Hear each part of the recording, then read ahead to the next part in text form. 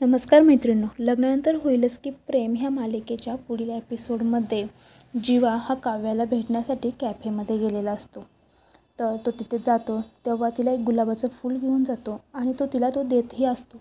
पण नंदिनी काव्या ते फूल घेत नाही आणि काव्या म्हणते, हे बघ, इथून पुढे आपण असं भेटायचं सुद्धा नाही। फक्त मी तुला हे सांगण्यासाठी इथे बोलवलं आहे की मालिनी काकूंला माझ्या अफेअरबद्दल कळालं आहे। तर इकडे ते युग हॉलमध्ये एकटाच विचार करत बसलेला असतो आणि नंदिनी त्याच्याजवळ जाते आणि म्हणते, युग काय झालं, तू एवढ्या टेन्शनमध्ये का आहे?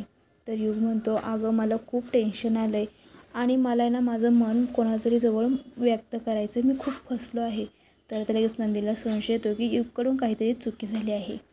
तिकडे मालिनी आता धावत पळतच कॅफेमध्ये येते। कॅफेमध्ये तिची मैत्रीण असते आणि मालिनी तिला म्हणते, कुठं आहे काव्या आणि तिचा तो बॉयफ्रेंड? तर लगेच ती म्हणते, आहे मध्ये बसलेले। तर जीवा म्हणतो, हे बघ, मलाही तुला भेटण्याची काही हौस नाही आहे। तुझे असे निगेटिव्ह बोलणं मला ऐकूनही घ्यायचं नाही आहे। तू मला इथं बोलवलं होतं म्हणून मी आलेलो आहे, बस एवढंच।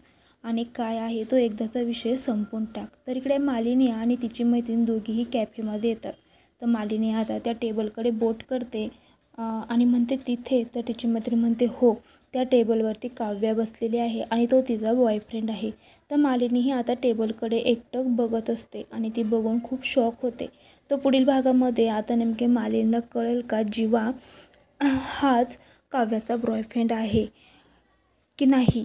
हे सगळं जाणून घेण्यासाठी तुम्हाला पुढील व्हिडिओ बघावा लागणार आहे आणि त्यासाठी आपल्या मनोरंजन मराठी या चॅनलला सबस्क्राईब करा, व्हिडिओला लाईक करा आणि थँक्यू।